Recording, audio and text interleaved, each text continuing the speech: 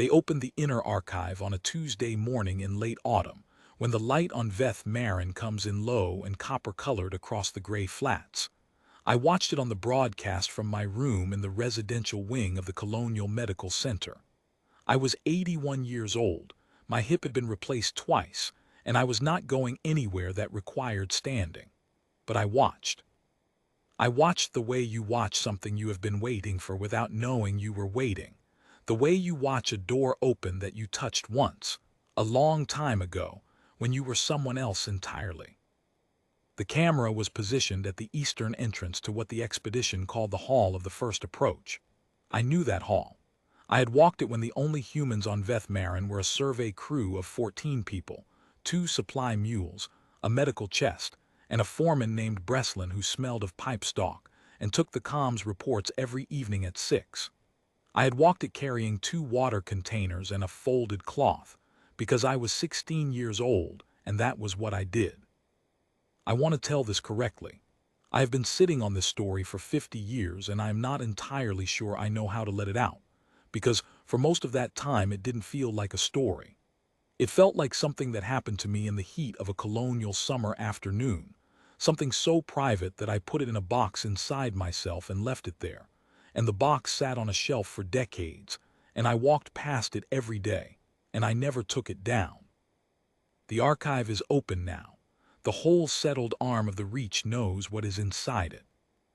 37,000 years of precursor record, navigational charts, biological surveys, what appear to be philosophical texts in a script that our translation teams have been working on for 3 years and have so far rendered approximately 11% of. And at the center of the archive, in a chamber the size of a stadium, something the expedition's lead linguist called a love letter to whatever came after us, from a people who knew they were ending. The whole arm of the Reach knows this. It has changed what we understand about where we came from, about what the precursors were, about why they built what they built on the worlds they chose. I have not told anyone what happened to me in that hall in the summer of my 16th year. My daughter asked me once when she was in school and doing a project on the early colonial period whether I had ever visited the threshold, the sealed doors at the inner end of the Hall of the First Approach. She meant as a tourist later, after the site was formalized and roped off and given interpretive plaques. I said yes. I had been inside the hall during the survey period, and she thought that was impressive, and I let her think it. I told her about the heat and the sound the structure made in a wind, a low tone like the edge of a bell, and she wrote it down and thanked me, and that was all. What I did not tell her is what I am going to tell now, because I am 81 and my hip hurts and the archive is open, and the whole arm knows what is inside it. And it seems to me that the one remaining thing I owe the story is to say it out loud before I don't have the chance anymore. My name is Televane. My maiden name was Russ. In the summer of colony year 11, when I was 16 years old, I was the water girl on Survey Crew 14 of the Veth Marin Colonial Development Authority, and I was the first human being to touch the threshold. Let me tell you about the survey. My father worked for the Colonial Development Authority in the Logistics Division, and we had moved to Veth Marin when I was 11 because the CDA was expanding its survey operations, and my father was efficient and willing to relocate and had 3 children who were, apparently, adaptable. Veth Marin was not a difficult world to live on. The air was breathable with a filter mask in the lowland areas, freely breathable above 300 meters elevation, which was where the colonial settlement had been placed. The gravity was close enough to standard that your knees stopped noticing after about 6 months. The flora was low and sparse gray-green ground cover, a kind of stout fibrous shrub that grew in dense patches near water sources, nothing that stood more than waist height. The sky was a particular shade of blue-gray that took some getting used to, and the light came in at an angle I never entirely adjusted to, even after years. My father was a good man who liked order and routine, and had very little tolerance for what he called carrying on about nothing, which meant that our household was quiet and functional, and that we three children learned early to bring him only problems that had already been partially solved. My mother was warmer, in the way that people are warm when they have spent a great deal of energy learning to be, and she had her own internal life that she protected carefully and shared sparingly. We were not an unhappy family. We were a family that moved every few years and made new camps out of whatever was available and did not look backward too often. Veth Marin suited me, in the way that places suit some people, and not others for reasons that have nothing to do with comfort or practicality. I liked the gray flats and the low light, and the silence that settled over the colonial settlement in the evenings when the work equipment had been shut down and the wind was low. I liked the way distance was visible on Veth Marin. The flatness of the terrain meant you could see for kilometers, and what you saw was mostly nothing, a long, uninterrupted reaching out to the horizon, and I found this restful in a way I would have had difficulty explaining to someone who needed their horizon to contain more. I was, from early on, a child who looked at things. My mother said I had been this way since I could sit up unassisted, that I would find something in a room and watch it for a length of time that made visitors uncertain whether something was wrong with me. Nothing was wrong with me. I was looking. I have never been able to adequately explain to people who don't do it what looking actually is, as distinct from seeing. Seeing is what the eye does automatically. Looking is the choice to stay with the thing in front of you past the point where you've extracted the obvious information from it, to wait for what comes next if you give it enough time. Most things, looked at long enough, become interesting. This is not a gift. It is just patience applied to perception. The structure we called the Hall of the First Approach had been found in Colony Year 2, when an early geological survey team pushed further into the eastern flats than anyone had gone before and found what they initially logged as a partially buried natural formation. An elongated ridge of pale stone, roughly 300 meters long and 40 meters high, with an unusual regularity to its surface patterning that the team geologist noted in her report, but attributed to known stress fracture phenomena in that class of mineral. It was not until Colony Year 4 that a second team, doing a more detailed pass, got close enough to see that the patterning was not stress fractures. It was inscription. The surface of the ridge was covered in inscription, top to bottom, end to end, in a script that no one had ever seen before. By Colony Year 9, when I was 14, the site had been partially excavated, and what everyone had been calling a natural ridge was understood to be a structure, an enormous building, or the exterior of one, buried to approximately 2/3 of its height in the gray sediment of the flats. The entrance to the structure, or what appeared to be an entrance, was a tall arch at the eastern end of the ridge. Clearing the debris from that arch had taken the better part of 2 years. Once cleared, it opened onto a corridor. The corridor was in excellent condition.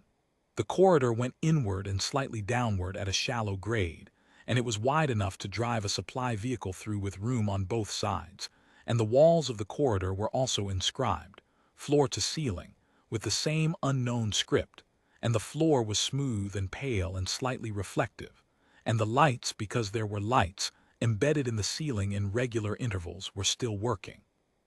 That was the thing that stopped everyone cold, the lights. They were not the kind of lights anyone on the survey teams was familiar with. They were not luminescent panels or filament arrays or anything else that could be identified and dismantled and analyzed. They were areas of the ceiling where the material itself appeared to emit light, a soft, even bluish-white glow that was steady and unwavering, and had been steady and unwavering, the structural team estimated, for somewhere in the range of 30 to 40,000 years. Nobody could account for this. The power source, if there was one, was inaccessible. The light simply was. You walked into the corridor and the corridor was lit, and the light was neither warm nor cold but something in between, and it made the inscribed script on the walls stand out with extraordinary clarity, and it was very quiet. I walked into the corridor for the first time when I was 14, a year before the survey crew assignment that would bring me back in a more official capacity. My father had brought me to the site with him on an administrative visit. The CDA Logistics Division was coordinating the supply chain for the expanding scholarly operation, and the foreman of the excavation team had offered a brief walkthrough of the first 50 meters of the corridor as a courtesy. I remember the transition from the outside air to the interior. The temperature dropped immediately, not dramatically, but enough that you noticed it, the way you notice the shade of a tree after walking in sun. The light on the walls was exactly as everyone had described it, and yet nothing in any description had prepared me for how the script looked in that light. It was not merely legible in its illegibility, not merely patterned in its inscrutability. It had a quality I have never been able to fully name. The best I can do is this. It looked intentional in a way that made you feel that every character was still waiting to be understood, not because it was withholding, but because it had more patience than any of the minds that had looked at it so far. I stood in that corridor for as long as the foreman was willing to let us stand, and when we had to leave I turned back twice to look at the light on the walls, and I thought, this place is not empty. Whatever made it is gone, but the place itself is not empty.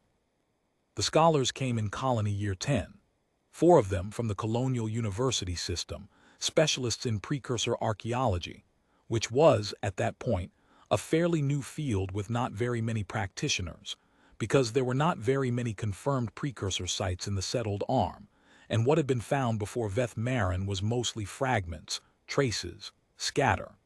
This was the first intact precursor structure anyone had documented. The scholars were extremely excited, in the contained and professional way scholars are, and they moved into the survey camp and began their work. I was 15 when they arrived. I watched them with interest. They were rigorous people, careful in the way that people are careful when they understand that the thing they are looking at cannot be undone if they damage it. They documented everything before they touched anything, and they touched almost nothing. They had arguments with each other in the evenings in the common space about methodology and interpretation that I listened to from the adjacent area where the camp kitchen operated. And the arguments were interesting in proportion to how much I already understood about the thing they were discussing, which meant I found myself reading, in the evenings, whatever documentation was available to someone without a scholarly clearance, which was not very much, but it was something. The scholars found the threshold in the 3rd month of their work. The threshold was at the inner end of the hall of the first approach. The hall itself, the corridor, was roughly 300 meters long. It did not go in a straight line exactly. It had a gradual curve to it, so that from the entrance you could not see the far end, and as you walked you had the sensation of being slowly turned, though the turn was gentle enough that you didn't register it consciously for the first 100 meters or so. At the end of the curve, the corridor opened into a wider space, not a large room exactly, but a broadening, an antechamber, perhaps 30 meters across and 10 meters high. The ceiling was inscribed. The walls on either side had recessed areas that might have been alcoves or might have been intended as display spaces, and the backs of these alcoves curved in a way that should have been geometrically confusing, but instead made the space feel cupped, like a pair of hands held together. And at the far end of the antechamber were the doors. They were enormous. They rose from floor to ceiling, the full 10 meters. They were made of a material that was neither stone nor metal but something in between, something that looked as though it had been grown rather than cast or carved, a smooth pale substance with a faint internal iridescence that shifted slightly depending on the angle of your view. Like the corridor ceiling, they were inscribed, but the inscriptions on the doors were different from those on the walls, larger, more deliberate, with wider spacing between the characters, as though these particular lines were meant to be read slowly, or meant to be read last. In the center of each door, at approximately human eye level, was a single circular area of the material that was slightly convex, slightly smoother than the rest of the surface, approximately the size of a human hand. The scholars did not touch them immediately. They documented them. The images from those first surveys are very famous now, hung in the Colonial Archive Annex and reproduced in every textbook, and then they began trying to understand what they were seeing. The doors had no visible hinge, no apparent seam at the edges that would indicate how they might open, no mechanism visible anywhere on the surface, no gap between the bottom of the doors and the floor. They appeared to be simply a wall, except that everything about their construction, including those two convex hand-sized areas at eye level, suggested they were meant to open. They did not open.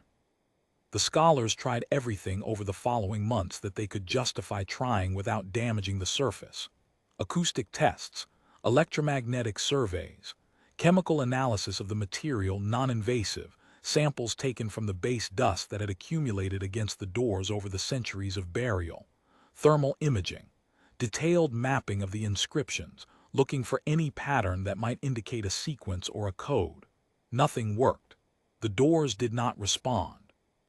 They stood there, steady and iridescent and perfectly sealed, and the two small convex areas at eye level caught the ceiling light and seemed to look back at you, and nothing happened. By colony year 11, summer of that year, which is when I turned 16, the scholarly consensus was that the doors were sealed in a way that current technology and understanding could not penetrate, and that the priority should be on documenting and translating the accessible material, the inscriptions on the corridor walls and the antechamber, before attempting any further interventions on the threshold itself. This was a sensible position. It was also a position that took some of the urgency and excitement out of the daily work, which meant that by midsummer of colony year 11, the site had settled into a kind of steady, methodical rhythm, and the scholars worked their portions of the corridor in their careful way, and the survey crew handled the physical labor and the supply logistics, and the camp was comfortable and not unpleasant. And I was 16 years old, and I had 6 hours off on a Thursday afternoon, and I walked into the hall because I wanted to be somewhere cool. This is the part I have turned over in my mind the most in the 50 years since. The ordinariness of it. I wanted to be somewhere cool. The afternoon temperature on the flats in midsummer was unpleasant even at the elevation of the camp, and the residential tents were hot, and the supply bay was noisy, and I didn't feel like reading, and there was no one my age within 3 kilometers to talk to, and the hall was always cool. The pale material of its construction held the temperature steady regardless of what the air outside was doing, and the air inside was still and quiet and slightly mineral-smelling, and the ceiling lights were a color that my eyes found restful. I had been inside the hall many times by then. All of us had. It was not restricted to the scholars, not in those early years before the full protocols were in place. You weren't supposed to touch the walls, and you weren't supposed to go past the second marker the scholars had placed in the corridor, a small orange flag on a thin stake, positioned approximately 70 meters in. But you could walk in the first section, and people did when the heat was bad, and I did, more often than most. I had spent time looking at the corridor inscriptions in the accessible section more carefully than I suspect anyone on the non-scholarly side of camp had bothered to. This is not because I was particularly diligent or scholarly-minded. I had no training and no credentials and no framework for what I was looking at. It is because looking at things was what I did. And the inscriptions rewarded it. Not with comprehension, I understood nothing of the content, had no reference point for even the shape of the script, but with the kind of reward that sustained attention always gives you eventually, which is that the thing becomes real. When I walked past those walls on an ordinary afternoon errand, the script was an impressive pattern. When I sat with a section for 20 or 30 minutes, looking without trying to decode, the script became something I had a relationship with. I began to develop, idiotically, personal reactions to different sections, a stretch near the corridor entrance that always seemed to me brisk, businesslike, a list of some kind, a longer passage midway that had a different character entirely, slower and more layered, which I had privately decided was probably a description of something rather than an enumeration. I knew this was meaningless. I was a 16-year-old girl with no relevant expertise, imagining personality into an untranslated alien script. I did it anyway. On that Thursday afternoon, I walked past the orange flag. I am not sure I made a decision to do it. I remember approaching the flag and then being past it, and I think what happened is that I was looking at the walls, a section of the inscription that I had looked at many times but never past the flag, a sequence of characters that I had always found interesting precisely because they were at the edge of what I was allowed to see, which gave them an additional quality of significance that was entirely my own projection. And I followed the visual rhythm of the script without really noticing that I had left the approved area behind me. My feet knew to walk. My eyes were busy. There was no one else in the corridor. The scholars worked in the mornings mostly. By early afternoon, they were back at camp writing notes and eating lunch and debating things with the particular energy of people who had spent the morning building up arguments. The supply crew had no reason to come this far in. I was alone, and the corridor was lit and cool and quiet, and the script on the walls was as it had always been, and I walked. The inscriptions in the upper corridor, the section past the flag, were different from what I had been looking at. Denser, for one thing. The characters were smaller and more closely packed, and the lines ran at a slight diagonal rather than the horizontal orientation of the lower section, and there were areas where the script seemed to change register entirely, as though a second voice had entered the text.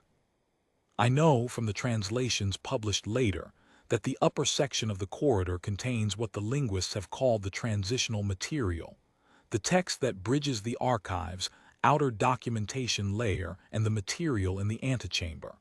At the time, I only knew that it felt different, more urgent somehow, though I had no basis for that perception, or perhaps more directed, less like a record and more like an address.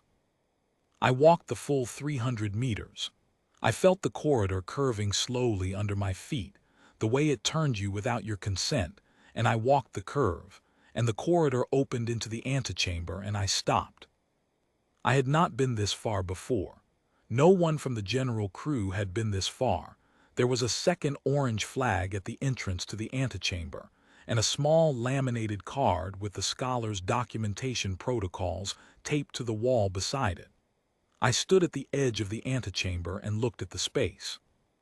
It was different from the corridor. The corridor was impressive in the way a long, well-made thing is impressive. You felt the scale of the craftsmanship, the precision of it, the age. But the antechamber was something else. It was quieter, if that was possible, than the corridor had been, and the quality of the quiet was different. The corridor's quiet was the quiet of a passage, of something between two places. The antechamber's quiet was the quiet of arrival. I had the distinct sensation, standing at its edge, of having been expected, and I want to be careful here because I know how that sounds. I am not a person given to mysticism or to the anthropomorphizing of spaces. I have spent a professional lifetime dealing with infrastructure, with the mechanics of distribution systems, with the hard engineering problems of getting water from where it is to where it needs to be. I am not someone who uses words like presence without examining them first. But the antechamber had a quality that the corridor did not, and the quality was not magical or spiritual. It was architectural. The space was shaped to receive. The alcoves on either side were designed, I understood standing there, not as display areas or storage recesses, but as a kind of embrace, the curving backs of the alcoves creating a reflective acoustic geometry that made any sound you produced in the antechamber return to you, softened from both sides simultaneously. The ceiling was inscribed more densely than anywhere else in the structure, and the layering of the text there, multiple scripts, the translation team would later determine, not one, gave the ceiling the quality of depth, as though you were looking up into the archive itself and it was looking back down. And the threshold. I had seen photographs. The scholars shared their documentation in the camp common space, and I had looked at the images of the doors the way I looked at everything, with attention, without agenda. But standing in the antechamber and actually seeing them was not the same as the photographs. In the photographs they looked enormous and still. In the antechamber they looked patient.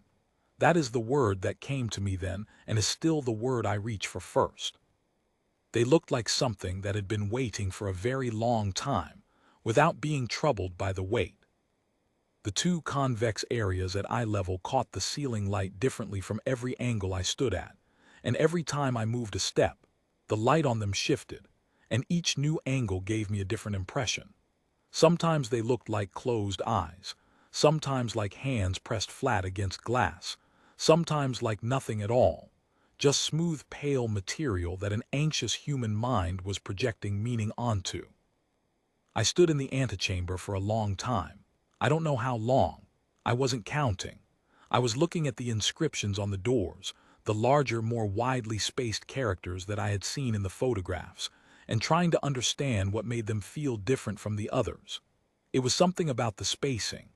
The characters on the corridor walls were dense, sequential, clearly part of a continuous text. The characters on the doors were isolated from each other in a way that felt deliberate, like they were meant to be each their own complete thing. Single words, I thought, though I had no basis for thinking so. Single, weighted words placed at intervals so that each one could be held separately before you moved to the next. I didn't know it then, but the expedition linguists who finally translated the door inscriptions, 30 years later, using the archive materials to build their understanding of the script, found that the door text was indeed not continuous. Each character on the door was a complete word, and each word was one of a small set of concepts that recurred throughout the precursor archive, concepts the translation team eventually rendered as arrival/beginning, those who come without knowing, the threshold of wonder, the first step, the open hand. I didn't know any of that at 16. I just thought the spacing looked like music, the way a score has rests in it, and the rests are not absence but a different kind of sound. I walked across the antechamber. I want to be precise about this because I have gone over it so many times that the memory feels worn smooth, like a stone in a stream bed, and I want to make sure what I am telling you is what actually happened and not what I have reconstructed in the retelling. I walked across the antechamber slowly. The floor had the same pale, faintly reflective quality as the corridor floor, but here the reflections were sharper. The ceiling inscriptions above me ghosted in the floor below, doubled, so that I walked through a kind of mirror of the archive ceiling, each step crossing through text. My boots made almost no sound. The alcoves passed on either side of me, and I could feel their curved acoustics returning my own footsteps softly, as if the space was nodding my arrival without making a fuss about it. I stopped in front of the threshold, with approximately a meter of space between me and the doors. I looked at the two convex areas at eye level. From this close, I could see that they were not the same material as the rest of the door. The rest of the door surface was smooth and slightly iridescent, and when you were very close to it, you could see the faintest internal structure in it, a kind of grain, the way stone has grain if you look closely enough. But the two convex areas were different. They were more purely translucent, not transparent. You couldn't see through them, but more yielding to the light somehow, more willing to take it in. And they were slightly warm. I noticed the warmth because I lifted my right hand toward the nearer one, the right-hand door, right-hand convex area, still holding the folded cloth I had been carrying all afternoon, and even before I made contact, I could feel the warmth radiating from it. Not heat, not the warmth of a fire or a machine running hot, the warmth of something alive that has been still for a very long time and is still warm underneath the stillness. The warmth of something waiting to be called, that has been patient about it, that was not in any hurry but had not grown cold. I moved the cloth to my left hand and laid my bare right palm flat against the convex surface. Nothing happened for a moment. I stood there with my palm on the warm surface, and the warmth came through my skin, steady and even, and I thought, this is what it feels like. This is the thing that a year of scholarly work and documentation has been circling without quite touching. Not because the scholars were wrong or careless, they were neither, but because the door required a hand and they had been offering instruments. I don't say this as a criticism. Instruments are what you bring when you are trying to understand something rather than simply to stand in front of it. And I had brought nothing. I was just there, with a warm surface under my palm and the quiet of the antechamber around me, and I was not trying to understand anything. I was just present to the fact of it. Then the patterning moved. The inscriptions on the door, all of them, the layered script that covered the surface from top to bottom, shifted. Not physically, not the characters themselves relocating, but the light within them changed. Where the script had been a uniform pale color, picking up the ceiling light evenly, the characters nearest to my hand began to glow with a warmer hue. Then the ones beside those. The warmth moved outward from the point where my palm rested, moving through the inscription like the front of a slow wave, character by character, spreading from the center toward the edges of the door, and then, more slowly, almost contemplatively, traveling upward, from eye level toward the full height of the 10-meter door face, and downward toward the floor. It took perhaps 30 seconds, perhaps a minute. Time was functioning differently than it usually does. I was aware of this and did not try to correct for it. I stood with my palm flat against the warm surface and watched the light travel through the inscription, and I had the very clear impression of something being read. Not the inscription. I was reading the inscription, in my incoherent, non-linguist way, following the warmth as it moved. Something was reading me. When the wave had reached every corner of the door surface, the warm glow steadied. The inscriptions held the warmth uniformly, all of them, top to bottom, edge to edge, and the surface under my palm was warmer now, not uncomfortable, not hot but warmer, the warmth of something recently woken, and it pulsed once slowly in a rhythm that matched nothing mechanical, that felt instead like a deliberate breath taken before speaking. And then the voice. I say voice because that is the closest word I have for it, but it was not a sound. Nothing in the antechamber changed acoustically. I did not hear anything with my ears. The curved alcove walls did not return any new resonance to me. What I experienced was closer to comprehension, sudden, complete comprehension. The way a sentence in a foreign language that you have been staring at for an hour suddenly becomes transparent all at once, except that this came from outside me, not from inside. It arrived in me the way light enters a room when a door is opened. Not gradually, not incrementally, but as a condition that was simply different from the condition that preceded it, complete and clear. Two things arrived, distinct and precise. I knew, with a certainty I could not account for, that the first was a designation, a name given rather than stated, the way a name is given in a formal ceremony, fully and without qualification. And the second was a statement about the nature of that name, about what the designation described. First Walker. The path was always yours.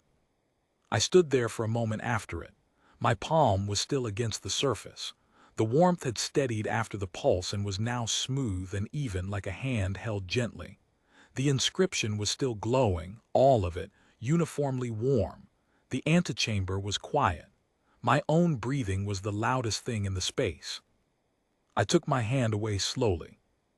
The inscription held its warmth for another few seconds after I broke contact, and then it faded, not abruptly, not dropped the way a signal drops, but slowly, the way embers cool from the edges inward, until the inscription was back to its ordinary pale reflected color, and the doors were as they had been, patient and still and iridescent, and I was standing in the antechamber with the folded cloth in my left hand and my right hand hanging at my side.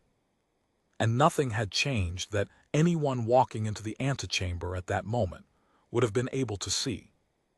I stood there for a little while after, not because I was waiting for something further.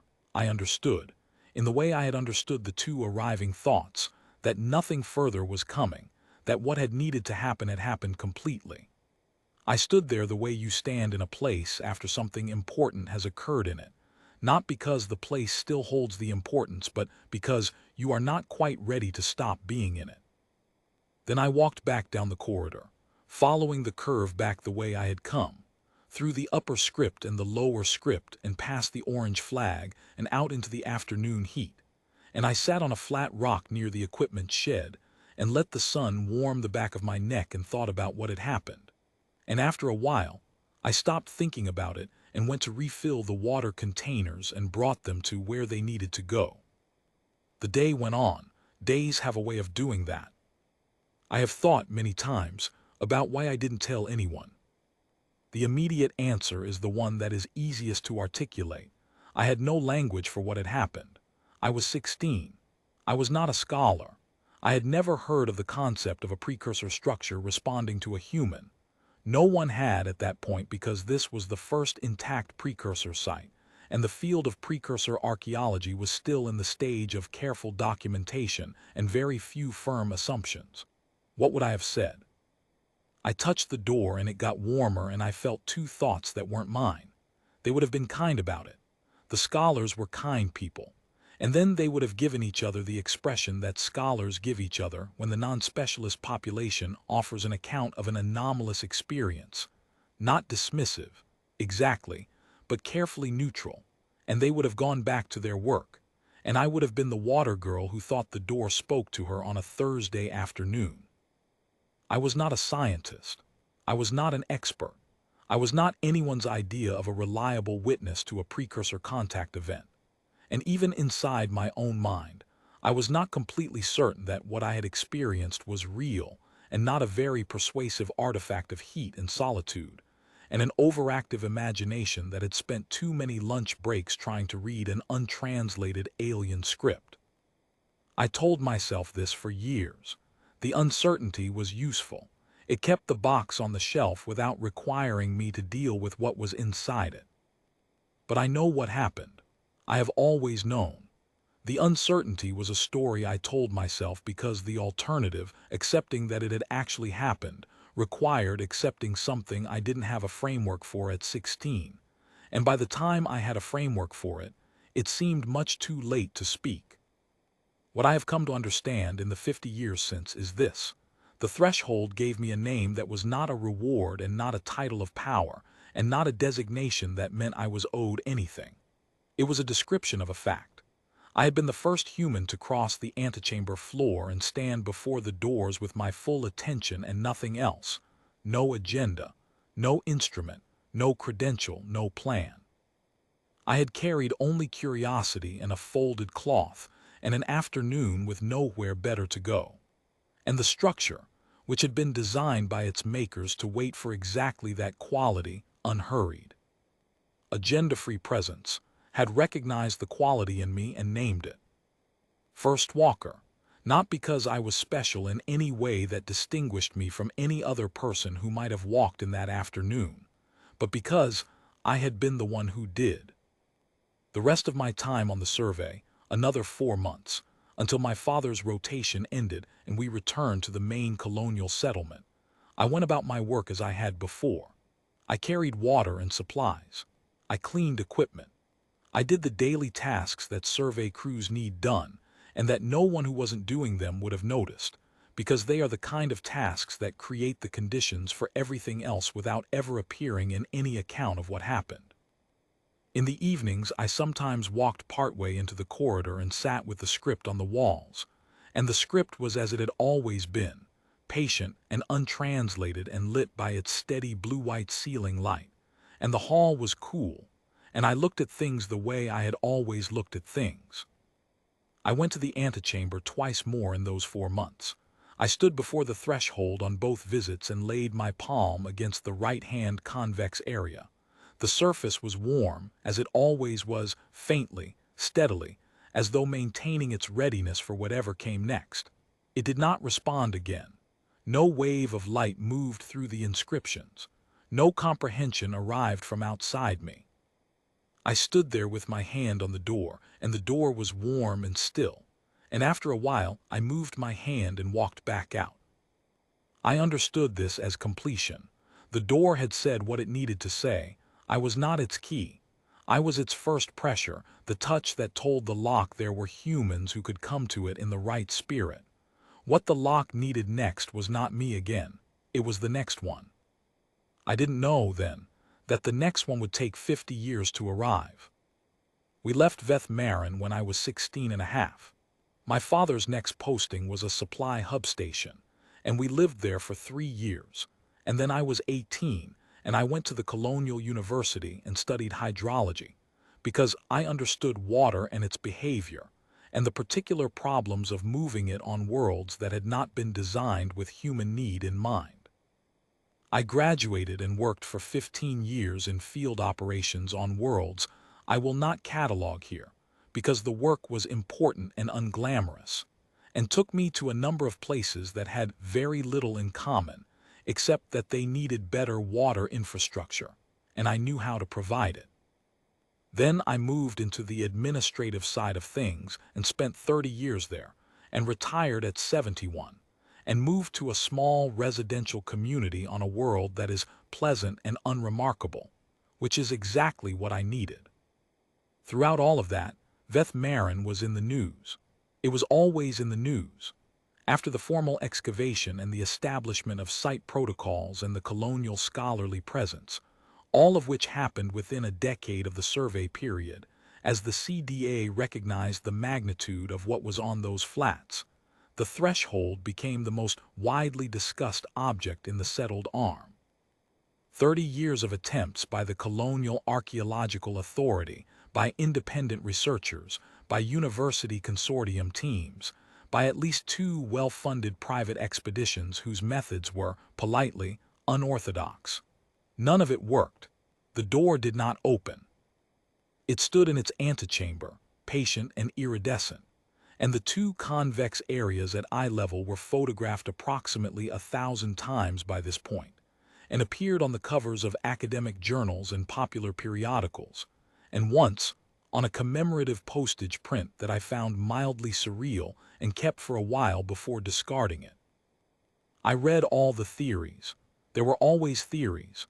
Acoustic resonance, the right frequency combination would trigger the mechanism. Specific electromagnetic frequencies applied in the right sequence. A particular thermal differential between the convex areas and the ambient air temperature. Chemical catalysts. Biological markers. A theory that got a great deal of traction for several years. The idea that the door required a specific DNA sequence that some precursor bloodline had carried, and that humanity, being unrelated to the precursors, would never possess. I found this theory the most interesting to sit with, for obvious reasons, because what I knew and the theory didn't account for was that the door had already responded to a human, to me, without any particular biological qualification. I had not passed a test. I had not presented credentials. I had laid my hand on a warm surface and let my attention rest there without agenda, and the door had read that and responded. But I did not offer this information to the theorists, because I was a retired hydrology administrator in a comfortable residential community, and what I had to offer was an account from 50 years ago, and the gap between that account and the researchers' current frameworks was large enough that I did not believe my contribution would be helpful rather than confusing. In colony year 41, I was 63. The Colonial Archaeological Authority announced the terminal survey. A team of 12 specialists, 6 months of intensive work, the most comprehensive instrumentation brought to any precursor site in the settled arms history. They called it the terminal survey, which told you something about how weary 50 years of unsuccessful attempts had made the academic community. The announcement included a list of the methods to be employed, which ran to 11 pages, and a statement from the team lead, a man named Gregor Sell, who had spent 14 years of his career on the threshold problem specifically, about the importance of exhaustive documentation regardless of outcome. This last part was significant. He was, carefully, preparing the academic community for failure. I watched the terminal survey coverage with the same attention I have always brought to things worth watching. The team was good, serious, careful people with genuine depth of understanding, who approached the problem without arrogance and without, as far as I could tell, any of the motivated reasoning that had marred some of the earlier attempts. They took nothing for granted. They began from the outside of the hall and worked inward systematically, documenting the antechamber inscriptions at a resolution and depth that had not been attempted before. In their second month, they published a preliminary paper on the door inscriptions specifically that was, even from my non-specialist vantage point, clearly a significant piece of work. For the first time, the door's inscription was being treated not as a variation of the corridor script, but as a distinct register of it, a different mode, with different structural rules. I read this paper several times. The researchers had identified that the characters on the door were not connected grammatically in the way corridor text was, that each character appeared to be syntactically isolated from its neighbors, and that this isolation was not an artifact of damage or erosion, but a deliberate feature of the inscription. They did not yet have the archive content to translate these characters. But they were, for the first time, asking the right question about what the door was doing, and the question was, what if the door isn't a barrier? What if it's a statement? In their third month, on a morning when the senior team members were in the analysis bay reviewing the previous week's data, one of the junior researchers was doing a routine documentation pass of the antechamber. She was 26 years old, born on Veth Marin, had grown up within walking distance of the site, and had known about the hall of the first approach her whole life. She had joined the terminal survey as the most junior member of the documentation team, and had spent her first 3 months doing exactly what junior members of documentation teams do: methodical, careful, unglamorous work. Her name was Carrie's Mel. She was photographing the alcoves in a plan sequence, moving steadily across the antechamber floor when she reached the far end. The threshold was in front of her. She stood before it and looked at it for a while, the way she always did when she was near it, because it was her habit. She said this, later, in the many interviews she gave, to look at things without trying to draw a conclusion from them until she had looked long enough. And then she lifted her hand because, she said, the door had something like a handprint where a hand should go, and she had a hand, and the distance between them felt like an oversight. She laid her palm flat against the right-hand convex area. The footage from the antechamber cameras, the terminal survey had installed documentation equipment throughout, was broadcast within 4 hours. I watched it in my room, and I sat very still. The inscription spreading its warmth outward from Carrie's Mel's hand, exactly as I had seen it do 50 years before. Character by character, the slow, patient wave of light moving through the text, reading what was in front of it, the warmth steadying when it reached the edges, the moment of stillness. And then, what I had not seen, what the door had held back for whoever came next, the seam appearing at the center of the threshold, the vertical line of separation between the two doors becoming visible, hairline thin and then widening, and the doors beginning, slowly and without sound, to open. The archive light came through the gap first, that dense warm gold, the color of something compressed by 37,000 years of waiting, coming out slowly, as though the archive was in no hurry now that it had finally been asked. The doors continued opening steadily until they stood at 90 degrees from the door frame, and the full mouth of the archive was visible, and the light of it filled the antechamber, and the cameras recorded all of it. The senior researchers arrived back from the analysis bay in under 3 minutes. The recording shows them arriving at the antechamber entrance and slowing as they register the light, and the expression on Gregor Sell's face as he sees the open threshold is one I have returned to many times since. It is not triumph. It is not vindication. It is something rawer, the expression of a man who has spent 14 years working on a problem, so intractable that the problem's resolution lands not as confirmation of his method, but as something that transcends it entirely. He looks grateful and bewildered, and very small in the best possible way. Carrie's Mel in the footage is standing exactly where she had been. She had not moved toward the archive or turned to signal anyone.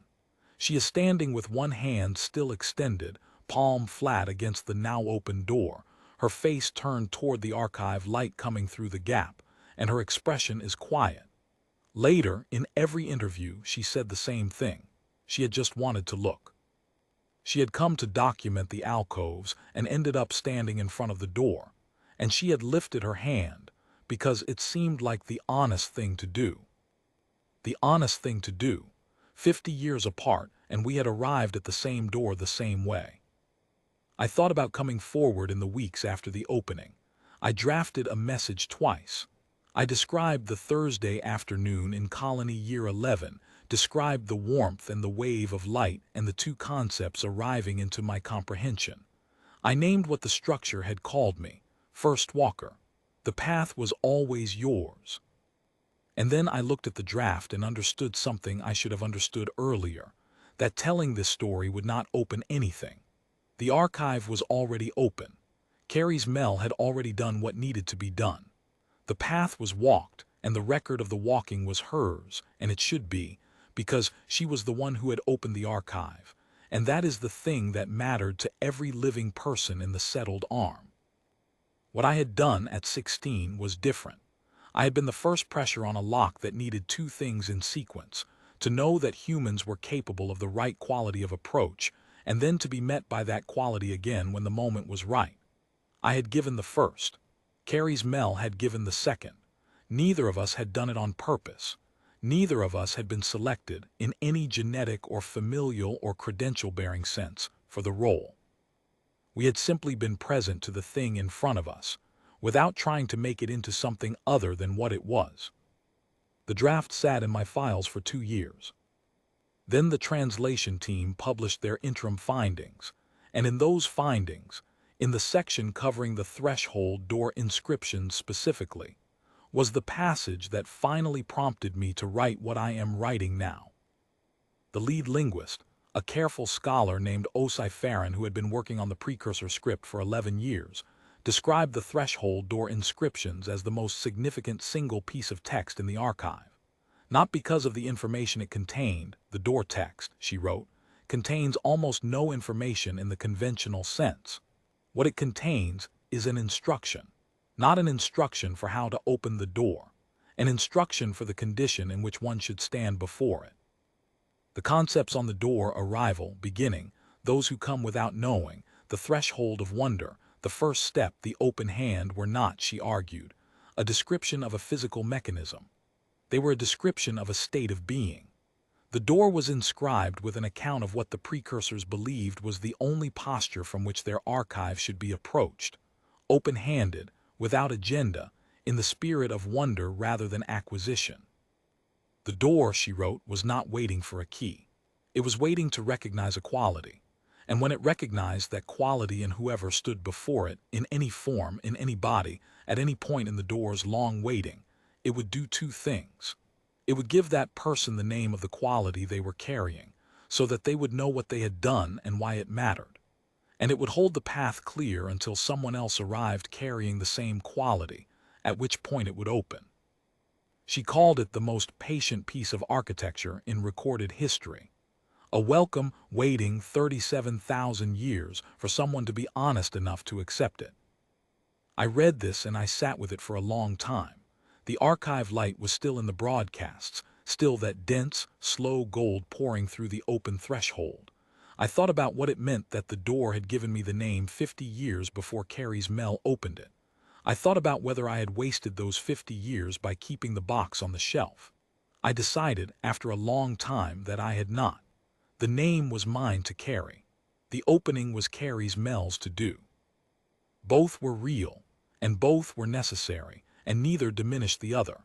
And if I had spoken up 50 years ago, the scholars would have had a data point they couldn't verify about an adolescent girl's uncredentialed antechamber experience, and the door would still have waited for Carrie's Mel. But I should have spoken eventually, not to claim credit, not to adjust the historical record, not to be the person who inserts herself into a story that belongs to someone else, but because I said at the beginning that the one remaining thing I owe this story is to say it out loud, and I meant it. The precursors built their archive to open for whoever came to it with an open hand. The least I can do is extend the same courtesy to the account of what happened to me. Set it down honestly, without agenda, and let it be what it is. My name is Tella Vane. I was the water girl on Survey Crew 14. I walked into the hall of the first approach on a hot Thursday afternoon in the summer of my 16th year, because I wanted to be somewhere cool. And I walked further than I was supposed to because I was looking at the walls. And I crossed the antechamber because crossing it seemed like the natural continuation of looking. And I laid my hand on the right-hand door of the threshold, because the surface was warm and my hand was available, and the space between them felt like an oversight. And the threshold told me what I was. First walker, the path was always yours. That is the whole of it. No bloodline, no credential, no mission. A girl with a folded cloth and 2 water containers and an afternoon with nothing in it but the habit of paying attention. That was enough. It has, I find, always been enough to show up at the thing in front of you with your full attention and your hand open, and to be honest about what you find. The path was mine because I walked it first, and it will go on being walked long after the record of my walking has faded into the footnotes of footnotes, and this is exactly as it should be. I don't need the record. I had the moment, and the moment was real, and the door knew, and now you know, and that is the box unpacked and the shelf dusted, and the story finally given the air it was owed. 50 years is a long time to carry 2 sentences. They were worth it.